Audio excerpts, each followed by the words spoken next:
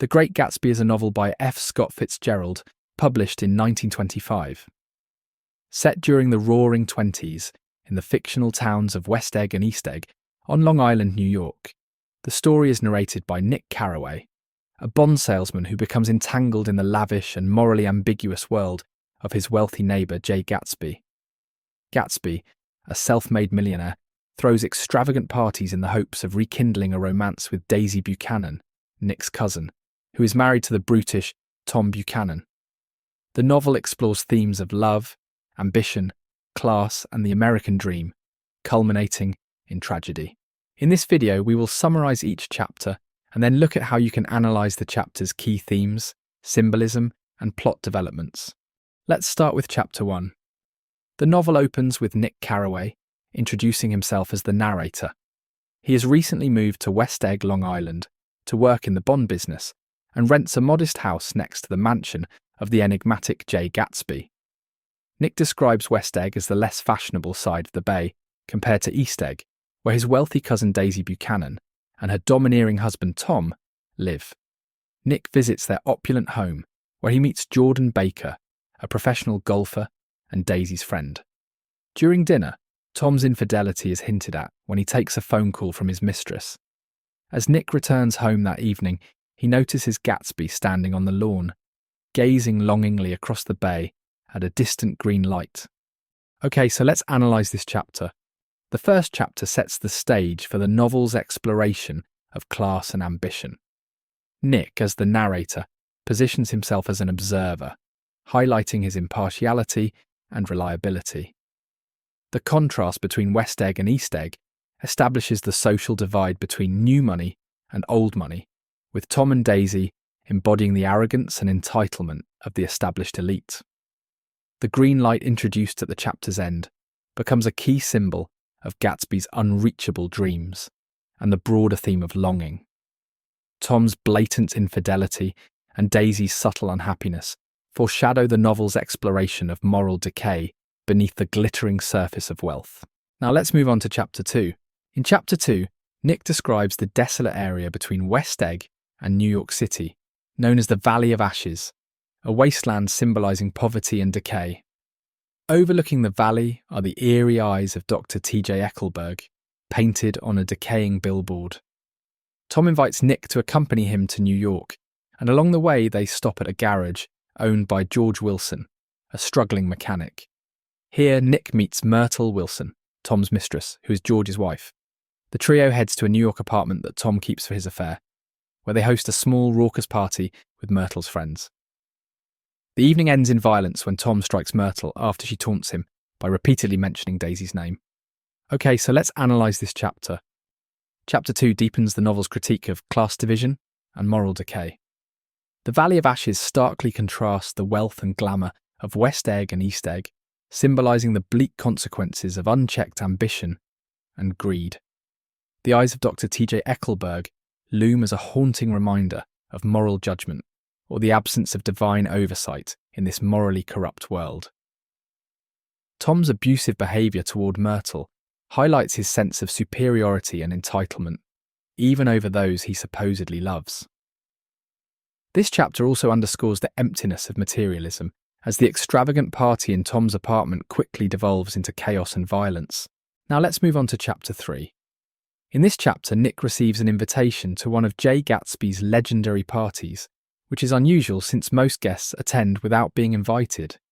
The extravagant gathering is filled with opulence, music, and gossip about Gatsby, who remains a mysterious figure to many. At the party, Nick meets Jordan Baker, and the two eventually encounter Gatsby himself, who surprises Nick with his modest and polite demeanour. Gatsby reveals his background as a war veteran and takes a personal interest in Nick.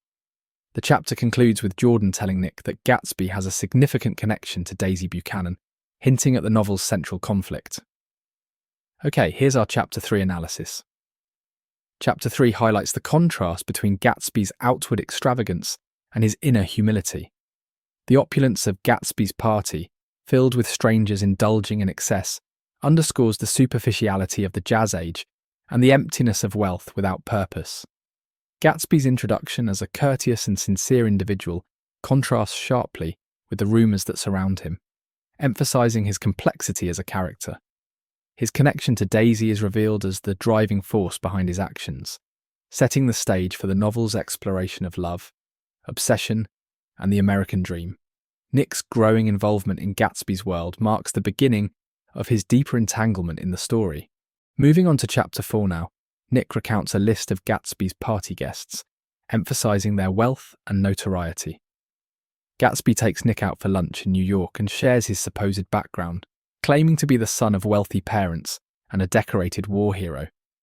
Despite the grandeur of his story, Nick finds parts of it hard to believe. During lunch, Gatsby introduces Nick to Maya Wolfsheim, a shady business associate rumoured to be involved in organised crime. Later, Jordan Baker tells Nick the full story of Gatsby and Daisy's past love affair, explaining that Gatsby bought his mansion in West Egg to be near Daisy. Gatsby asks Nick to arrange a meeting between him and Daisy, so let's analyse this chapter. Chapter 4 delves deeper into Gatsby's mysterious persona, blending truths with fabrications.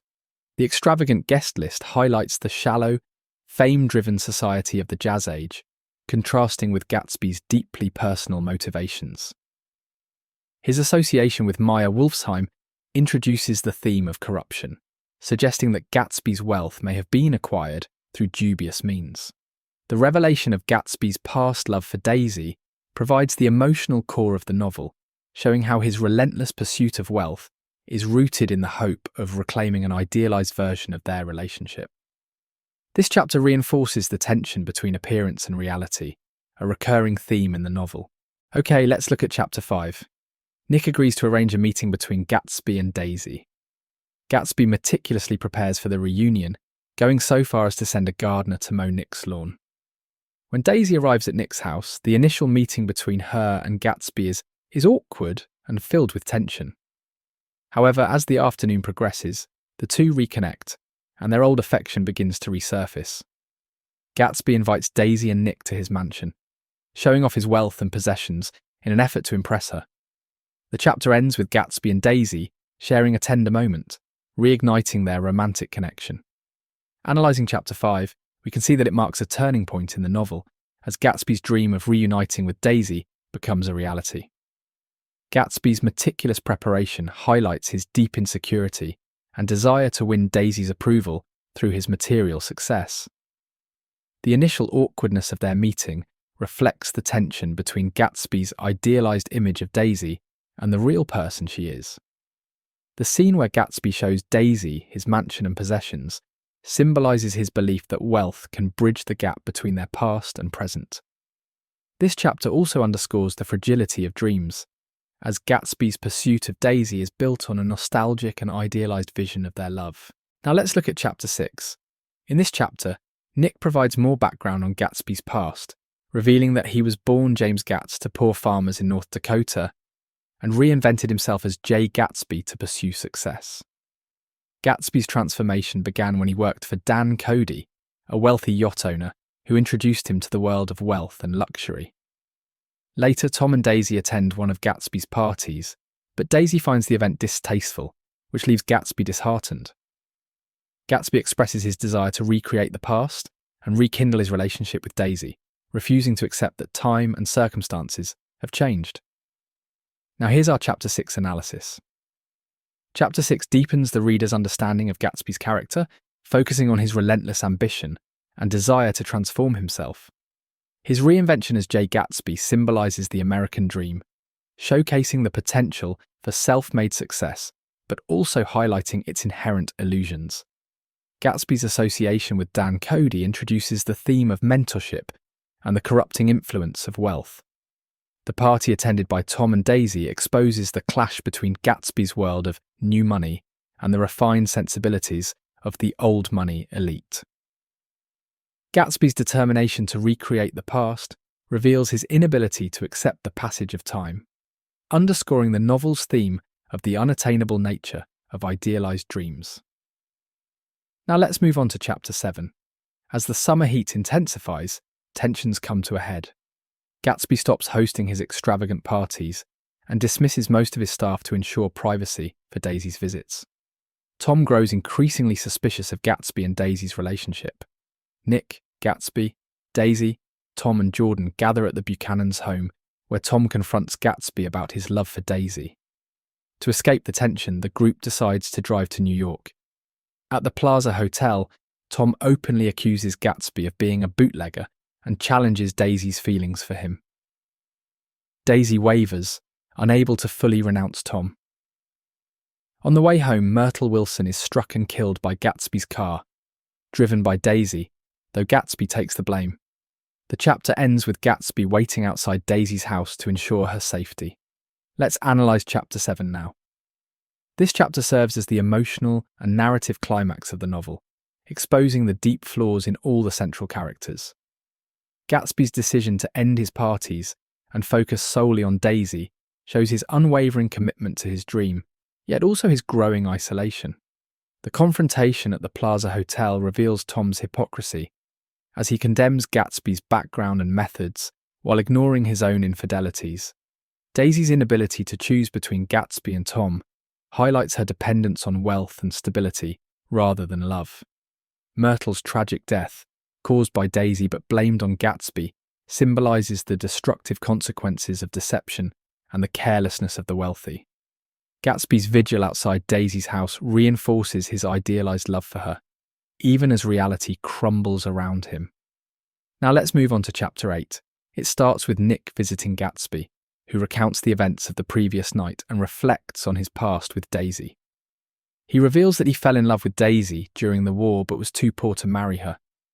Later, George Wilson, distraught over Myrtle's death, comes to believe Gatsby was both her lover and the driver of the car that killed her. Wilson tracks Gatsby to his mansion and fatally shoots him while Gatsby is swimming in his pool before taking his own life. Nick finds Gatsby's body and is devastated by the senseless tragedy. Okay, here's our Chapter 8 analysis. Chapter 8 illustrates the ultimate collapse of Gatsby's dream and the destructive power of unfulfilled aspirations. Gatsby's reflection on his past with Daisy highlights how his love for her became entwined with his ambition and idealised vision of the American dream.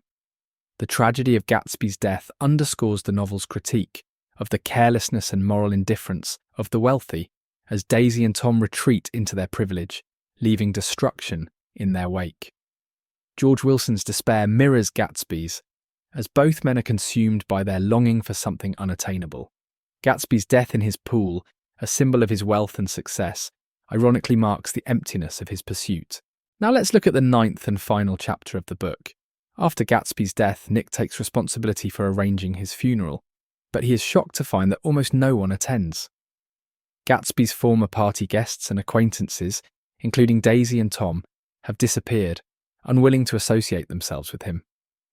Gatsby's father, Henry Gatz, arrives proud of his son's achievements and provides insight into Gatsby's early ambition. Nick becomes disillusioned with the East Coast and its superficiality, ultimately deciding to return to the Midwest. Before leaving, he reflects on Gatsby's unwavering hope and the broader themes of the novel, concluding that Gatsby's dream was doomed from the start. And now here's the analysis of the final chapter. Chapter 9 serves as a sombre conclusion to the novel, highlighting the emptiness and selfishness of the characters who exploited Gatsby's generosity. The lack of attendees at Gatsby's funeral starkly contrasts with the lavish parties he hosted, revealing the superficial nature of his social circle. Daisy and Tom's disappearance exemplifies their moral cowardice and indifference as they escape responsibility for the chaos they caused. Henry Gatz's pride in his son underscores Gatsby's remarkable ambition and determination, even if his dream was unattainable. Nick's decision to leave the East symbolises his rejection of its corruption and superficiality, reinforcing the novel's critique of the American dream as an ideal corrupted by materialism and moral decay.